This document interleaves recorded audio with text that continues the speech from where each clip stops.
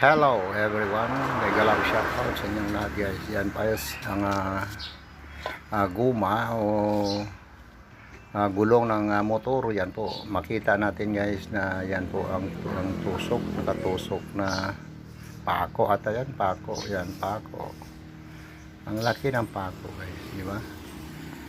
So ngayon guys, makita natin yan sa loob ng epekto ng pagpapako kasi makita natin kung ano yung epekto sa loob sa inner tube. Yan, i-open na natin guys. Kinukuha ko yung valvula dyan, okay? At i-open na natin, i-open dahil na-running flat daw ito, okay? Na-running flat.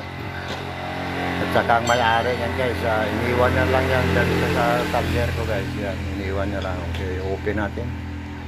Mahirap yan i-open dahil yung mga inner tube sa loob ay nakapulupot.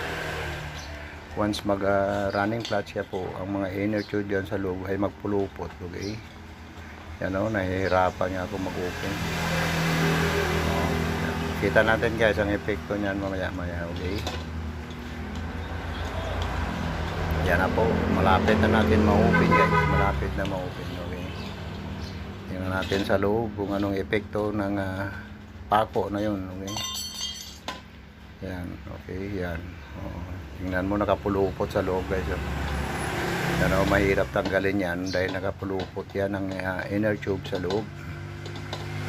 Para mahirap na dahil naipit-ipit po ng lips ng gulong. So mahirap talaga yan. Ganyan lang ang style ko pag maipit siya.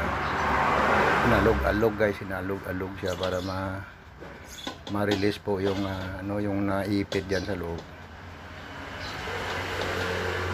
Yan guys, makita natin guys kung anong epekto niya sa loob. Okay. Yan na guys ang inner tube natin. Kunin na natin. Yan po. Okay, nandiyan na po.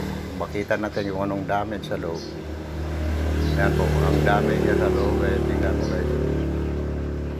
Once maraming flat kasi malaki talaga ang damage niya, no? Tingnan mo, ang laki ng damage niya, diba? Dapat before tayo kung maplatan tayo, before tayo paghinto natin, dapat makuha yung tusok na yun para hindi ganyan kalaki ang damage sa inner tube.